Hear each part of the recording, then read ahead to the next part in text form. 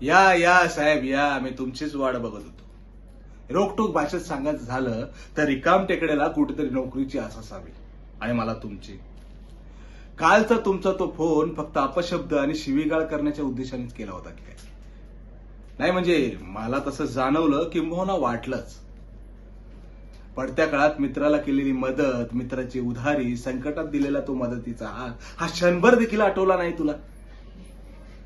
हे नातं माझ्यासाठी किती महत्वाचं आहे हे देखील ठाऊक आहे तुला. तरी सुद्धा तू ह्या नात्यावरती अविश्वास दाखवलास.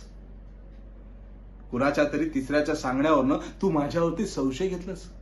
काय तर म्हणे मी तुझ्या प्रेयसीला फोन करून तुझ्याबद्दल भडकवलं.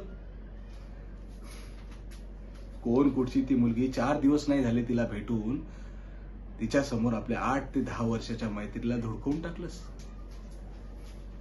खरं सांगायचं झालं ना तर कालच माझं डोकं फिरलं होतं.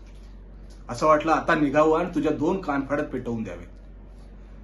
तसा मी निघालोही होतो, पण नंतर आठवलं गाडी तूच घेऊन गेलायस म्हणून तिला भेटायला. काय करणार, मित्र आहेस ना.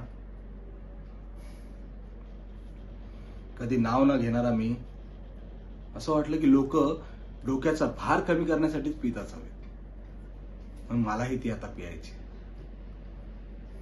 पण त्याआधी रोज वेळेवर न येणारा मी आज वेळेच्या आधी अर्धा तास अगोदर आलो. का तर एकदा तुला भेटावं आणि मनातलं सगळं बोलून मोकळं व्हावं. आणि मी ते सगळं बोललोय. आता तुला काय करायचंय ते तू ठरव. मैत्रीचं नातं आपलं राहीलच, बाकी तू समजदार आहेस.